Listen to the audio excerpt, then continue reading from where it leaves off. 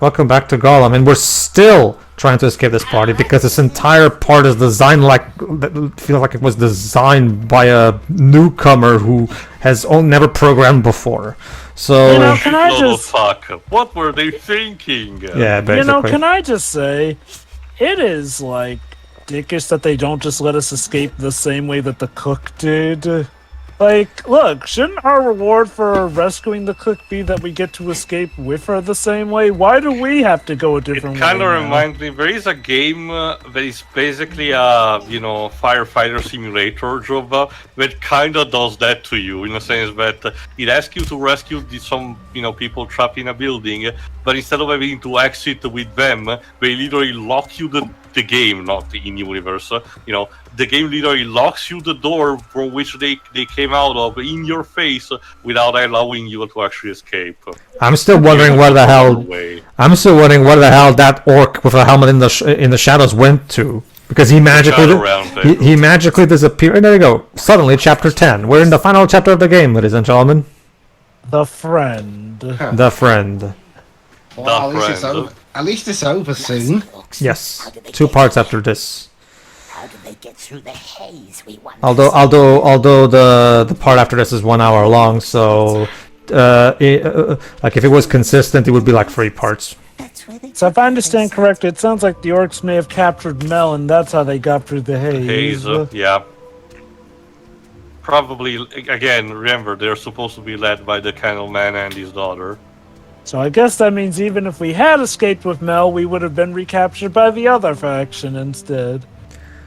Which means that I guess now with this I guess the moral of the story for this game is that Gollum's life sucked, which, we kind of already knew. Did we really need a game to tell us that? Yes, Yeah, I know, right? although to be fair, although in Gollum's case, his life started sucking by his own actions. Yeah, well, obviously, but again, that's, to be fair, Gandalf himself poses that question, while interrogating him. Would Smeagol have been a perfectly, good person instead, and potentially did not became evil if the ring never, entered his life via Deagle, or it was always like that, and the ring tempting him, was the final stroke. Again, it's a dilemma that even the original book has, and doesn't really give you an answer and just let you think about it. So you know what this means, guys? There's a conflict going on, and Gollum lays within the balance of it all. alright, so now another stop section Fight over Gollum, where we have to get through these elves. From the elves. Yeah, now the elves are apparently after us, and I don't know why. Basically, you have to. Gollum has to escape everyone in this. I get that, but the elves just earlier during the party were apparently doing just fine, and allowing me to even be in the party. Don't they have more pressing concerns than chasing Gollum right now? More like we're just patrolling the outside, for in case of anyone showing up, and Gollum is just a trespasser in that kind of sense. And so this is why they didn't let the cook go with us, because if she went with us, then she could probably just explain to the elves, no, he's cool, let him through. Probably. And tried, but oh well, what you gonna do? And Go away. The dead bodies that I assume are orcs. Alright, let's get through. Let's get moving. Alright.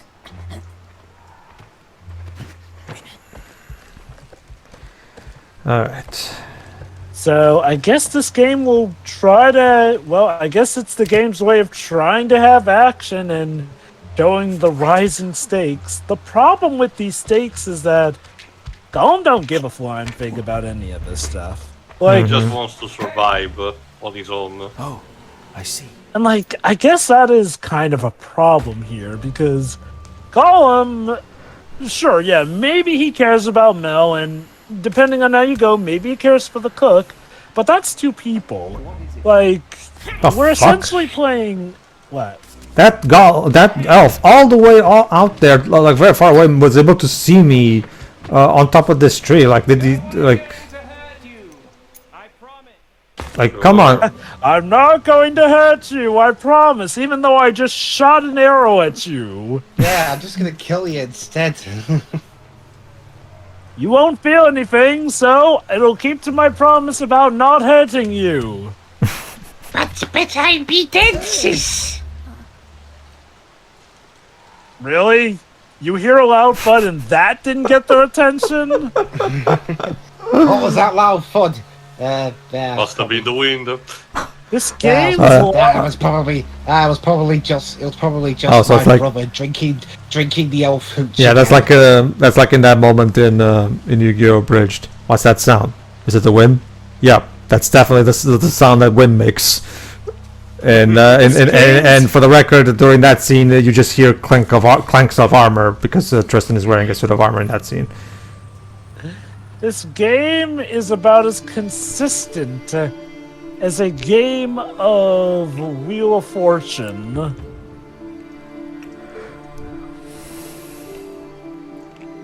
Well, one minute you got a lot of money, the next you just go bankrupt.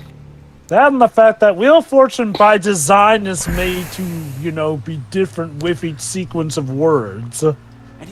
Alright, so... I mean, I think Jeopardy would be a good example as well. And hey, both shows are on UK television at the minute, so... I Alright. think you pretty much have started adopting our themes for both now, too. Mm-hmm. Which is very good in terms of Jeopardy, because before that we just had the theme tunes of basically, we have Jeopardy at home. But I don't know, I kind of liked our Wheel of Fortune theme more. I'll need to give it a listen one of these days. I'll link it to you, but for now, But yeah, no, I think one of many issues is the fact that we're playing as a character who more or less does not care about what's going around him. He just wants to be out somewhere. That's not too far-fetched of a concept, mind you, on paper. The idea would I can think of a couple of stories that actually do that, where there's a bigger conflict in the background, but your party is not technically involved in, not only is not involved in that, but may touch it only superficially, and it will continue, even if your party technically succeeds in what we're doing in the game. So... And yes, you're right, that can work. Usually in that kind of plot, though, the idea is that the character who initially did not care grows to care, or at the very least starts to have some agency and stuff here. Why did you put up the prompt for me to do a backwards jump if there's nothing for me to jump to? Maybe you were supposed to back jump onto something that you couldn't see? Like, usually the game will have... Because usually the game, when there's a requirement for... Like, when you need to do a backwards jump, the game will usually have that square prompt show up regarding that. But it didn't happen. It did happen. Like, there was a backward jump prompt, but turns out I was actually supposed to go through here.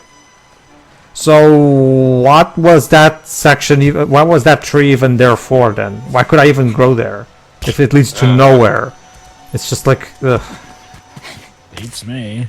But yeah, like, I feel like, and you know what? I feel like one risk that they could have taken was having Gollum at least grow to properly care. I feel like, okay, while he would have escaped, I feel like at the very least if the elves had just been all nice to him, that would have at least given us more of a reason to feel empathetic when they're pretty much taking each other out along with the orcs. They kind of maybe had it coming. There was a problem for backwards jump. Backwards jump to where? Like, I think you're supposed to get onto one of those. See? Oh, never mind. There you go. Oh, never mind. Okay, this is not one of those sections. But the other one, the other, my point still stands on the previous one though. It's just it's so difficult. With its logic. Again, this would be easily solved if this game had a fucking dynamic camera. For fuck's sake, we live in the year 2023. You can't figure out that shit yet. Daedalic. And also as a reminder, because I don't think we talked that much about it, the game was actually delayed a couple of times and for a very long period of time. So I think it was one case was delayed almost for an entire year. So yeah. I dread to think what state it was before. Yeah, because Remember, if I remember correctly, this game was announced in 2019 in the Summer Games Fest, I think. I think so. Again, let's put aside the idea that let's give the assumption that at least the part of the development was hampered by the pandemic. Okay, even removing that, the game was still delayed afterward for a long period of time, meaning that they had time to iron out potentially kind of bugs again, unless it was even worse at that point. I guess. Okay, so here's the problem with this section here. As usual, the jumping controls in this game don't work like your typical 3D platformer, meaning when you jump off of these bars, you have a specific set of length of your jump, and you can't really control jump all that much.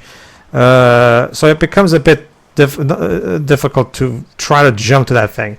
So basically, what you're supposed to do is you're supposed to swing a bit, but only a bit, like so. But yeah, as you can see, it can be a bit difficult to tell how much the game wants me to swing, so I can cover the exact distance that I'm going to go too far or too short to fall into this stupid log.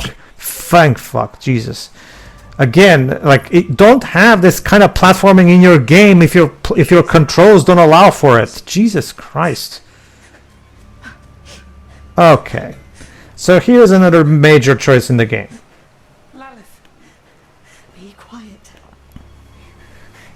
They kill each other. Yes. Throw a stone, distract them.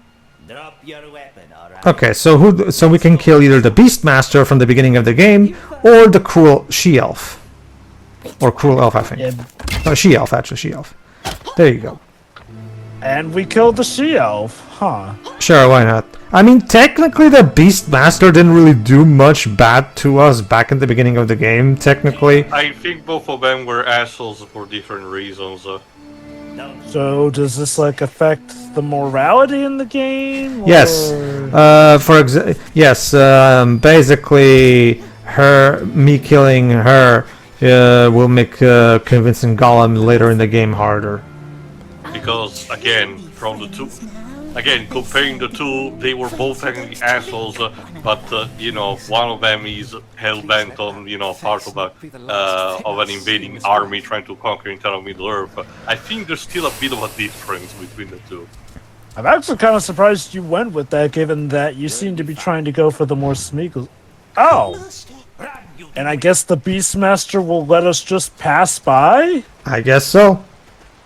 Oh, well. I mean, it's well, I know I was tasked with capturing you, that's the reason we're here, but you helped me, so you can go. What's the logic? The Beastmaster is... Yeah, that sounds a bit out of character for the Beastmaster to do, honestly. I mean, it's even like Tio mentioned, the Beastmaster was supposed to be cruel and sadistic and working for the bad guy. Why is it suddenly now he's nice? Because the game needs him to. That's basically it. Basically like that. Forgot the rest of the section, and don't worry, you're supposed to get caught. It's to be spotted. It's scripted. The idea is that the idea is that you have to run away and try to dodge their arrows, basically. So basically, just hurry the fuck up, basically. I wonder, does the person you spared show up later in the story? The game is almost over, Joe. Oh my god, he was literally jittering on the game over screen. Mm-hmm. Again, it's one of those things where, again, you have to go through this section for the first time. You have to deal with these not good jumping controls, and you have to do it fast because, if you get hit with too many arrows, you die from, losing all your health. So it's really, really annoying. It must be so much fun going for a no-hit run for the trophy. Wait, there's a no-hit trophy? I don't know what there is, but I assume since that's usually one of the go-to trophies. Is there a website you can go to that? ESM Profiles is one good Yeah, one. there's plenty of PlayStation Trophy websites, Drew, as you can check that. Granted, there is a chance it didn't. It's just that's usually one of the go-tos I see in games like these. I mean, I There's can. one- well, there's Perfectionist where you unlock all trophies, which. Well, that's the platinum. The platinum. That's the Yeah, platinum. that's the platinum. Welcome to Mordor. Die for the first time in Barad-dûr. Yeah, That's basically, an you're easy one to get. yeah, just die. You also have the no, not yet, which is the one where you have to Why die did by you falling in jump lava. off that? I don't even know. Like, I think what happened was I was trying to jump to make sure, like, 'cause again, I'm trying to keep myself moving, right, so I don't get hit by arrows. Just so by instinct, I just decided to just jump. There's Also- Nervous Hands. Complete a segment without taking damage. Oh, there we go. Well, it's only one segment. Like, that's perfectly reasonable in my opinion. Complete the game without dying. Oh, there you go then. For the record, if PSN Profiles gives a percentage, I'm curious how many people have the platinum. Well, to just that, the complete the game without dying one, that's 5.08%, which is very rare. Yep. What about the platinum?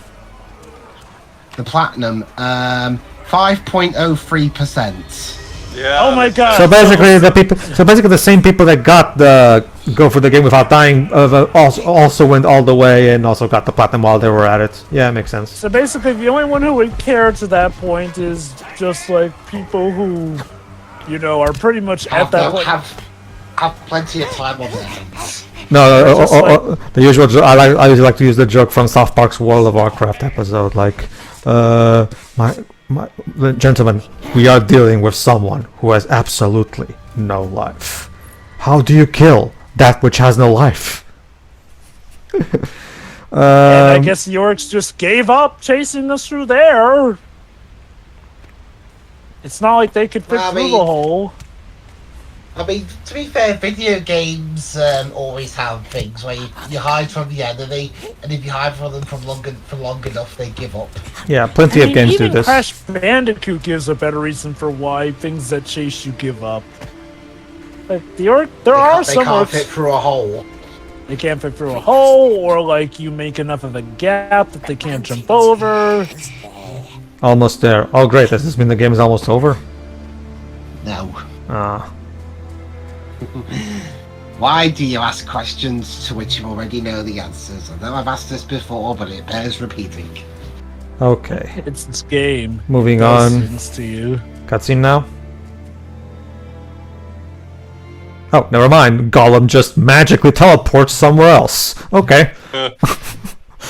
You can't even like make a cave or something for him to pop in and out of. It's just, oh well, here's where the There you here's where go. the level ends. It's like Countdown the Freeman. I get the feeling there's Oh. probably a lot of deleted content in here because, yeah, Gollum just magically teleports here for some reason. I remember, even when he was captured back by the elves, he just pops up, back in the prison like that. Yeah. Without a cutscene introducing it. Well, at least in that part, we know how he got there because the elves captured him. That we at least get. Now he's just magically here now. Ah, the ruins. Looks like quite a place for a climax to occur. Exactly. Candleman and his orcs. Where's There you go, ladies and gentlemen. The Candleman finally becomes important again. must be inside. You know, for being the villain of the game, he doesn't really have much presence in it, does he? Will his daughter even be there with him? Yes, but she will not do anything. She can help us. No, seriously, like the cruel woman, as the game calls her, she's completely pointless. She doesn't do anything in this story. Like, The game couldn't even be bothered to actually give her a name. yeah. You know, What was even the you know, point? right? You know, Daedalic. If you don't care enough about this character to even give her a name, why should I? And like, again, I get it, from Gollum's perspective, but I mean, I don't know. At least give more important characters all names, since again, they do actually Mel give gets a some name. of the characters proper names. Yeah, Mel gets a name. Why can't the cruel woman get a name? Hell, I mean, why can't the cruel she-elf gets a name? Like, she's apparently important to the point where we have to decide whether or not we spare her or not. I'm guessing that by that point she realizes that she was wrong about Gollum if he spares her. Which, okay, again, I'll give it this. She has more reason to just let us pass through than the flipping Beastmaster, who, as far as we know, has been nothing but cruel. Apparently the final collectible, it seems, because this is the final major section. Well, there might be collectibles maybe in the final area near in the source, but it didn't seem like there would be, because I didn't feel like I found there weren't really that much hidden spots so you could put a collectible in. Come on, orc, go away. Thank you.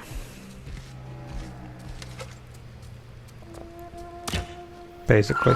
But yeah, like I was saying, again, the Candleman is the fucking villain of this game, and he's barely in it when you get right down to it. I mean, he has that section in the first prison where he helps Gollum train the bird, but that's like the most of what he does. After that, we just stop, and then suddenly he reappears again because, well, gotta have a villain for the climax, I guess. So the Candleman is our designated villain now. Well, he's someone who is important in the scheme Remind me, of this game, is the Candleman from the books, or is he made up by this game? Character do not steal. Okay. It's interesting for something that's the quote-unquote untold story. It sure makes up a lot of stuff that's not in the books. I mean, because I was under the impression that this game was going to, shed some light on some aspects of the original source that are not elaborated upon. But no, instead it's just like mostly just OG fanfic stuff. Just because they decided to not adapt the aesthetic from the movies doesn't mean that I want to stay true to the text. I guess it's just because when you look at the marketing the marketing says the untold story of Gollum in between, I don't know. It felt like it was like I felt like the marketing definitely gave this story way more importance than it actually has. Oh no, what I don't doubt that. What I doubt, is the fact that I don't really remember if they ever said in the marketing that despite trying to stay true to source material, they will not make stuff up. Oh, that I guess. It's just that I feel like it at least have some prominent elements from the source material in here, because most of the stuff is just OG material, which feels like. Go on. Well, like I said, the Gollum being captured then by, Serb not appearing in this title, Aragorn, and then being put into Mirkwood with Thranduil and Gandalf interrogating him, that's how that did happen in the book. I will say this, again, I feel like the Shadow of War duology did this concept better, wherein it was a lot of original stuff, maybe some elements, but the majority of the Mordor duology was essentially, it was new stuff inserted in between Hobbit and Lord of the Rings in that regard. And I feel like, again, that did it well, because first and foremost, the gameplay did not suck. Secondly, it had a character who felt well and engaged in the stuff, whereas Gollum doesn't feel as well slotted in here. Again, it feels like a lot of his stuff is just shoehorning Gollum into these situations as whatnot, instead of feeling like it's really attuned to him. And 3, while it gave us more memorable characters, again, Mel is definitely one of the better characters, but as we've mentioned, she shows up closer to the end of the game. Aside from her, the other side characters are the Candleman, our supposed main bad guy, who has had a little screen presence to really help his case. His daughter, the Cruel Woman, who barely feels like she factors into anything. These asshole elves. Oh wait, no. Actually, even the elves, again, for the majority of this plot, up till that point, we're in that prison. They have all those characters, but they don't flesh out one of them well. I'm still wondering why the Beastmaster is suddenly our friend, because I don't feel like we got enough character to explain why he would have a soft side all of a sudden, just for us sparing him. Yeah, basically. Like, it's nice that the game gave us that choice, but what's the logic behind it? None. And Abandon as a result, abandon all logic, ye who enter here. that really does feel like the design philosophy with this game. Like, it's honestly kind of amazing that the puzzles even make sense, honestly, because so little does make sense in this game and its plot. Yeah, but yeah, basically this section kind of feels like a maze because honestly, I'm not kidding. It literally feels like I'm going in circles because I keep going. All right.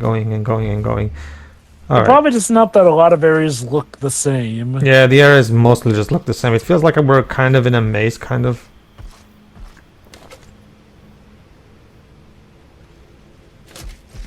Okay.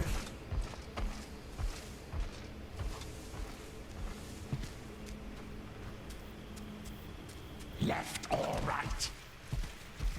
Like maggots in a bowl. Like maggots in a bowl. Okay, I was checking some minor information while we were waiting. Apparently, the PS5 version of the game had to be one of the things that patched out day one patch was apparently hair animation for the game because it kept crashing the game. It's funny because Gollum's hair textures look horrible in Probably this for game, other so... characters. I mean, the hair... Well, okay, I'll be honest. I don't really... Well, I guess Mel's hair looks fine, but... The hair that's most noticeable is Gollum's, and his hair looks bad. And not even like, the Gollum way. I mean, it is rendered so ugly. And I'm sorry, but we're at a point where hair can be done better than this, Also, so... there was a pre-alpha screenshot that people found out, during the development. Give me a second. Where apparently not only Gollum had a more, logical kind of design, slightly more similar to one of the movies, but get this, Pedro. The choices actually were marked properly with a color, depending on Smeagol or Gollum, and did not use stock Calibri font and instead a personalized one.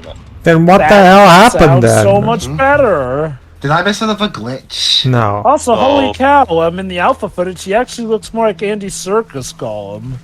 So if they so what happened to this specific UI? Why did they drop this? Good. Why did they drop this? Hell, there's Was actually it more than causing just problems, crashing too? Like, was that? I'll make sure. Don't worry, audience. I'll put in this image for you guys to check it out at the end of this. Check it out. But it's like, there's actually 4 options instead of just 2 as well. Well, that technically happens sometimes in the game where you have multiple options, mind you. It's maybe more that is something important the that fact remain that consistent. they seem to be color-coded, while the ones that you have in the game, sure, sometimes you do get something that resembles Smeagol and Gollum, and there is a bit of color. But in other occasions, as Pedro noted, particularly the ones that get highlighted with the X and give you a confusion sense, not making you sure what you pick, they are labeled the same and do not properly get highlighted. Yep. I don't understand what the Weird. hell happened. Like, seriously, like, you had your fucking choice UI ready. Why did you mess with it? It just really boggles the mind. It just raises too many questions. Yeah, like Valkyria's Batman will say.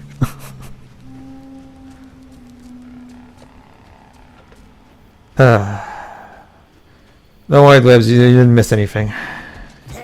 I will say this, at least specifically for this part, in a few spots before, the score seemed to have tried a bit more, like in order to give the sense of tension, but like that wasn't much. Yeah, that's my thing.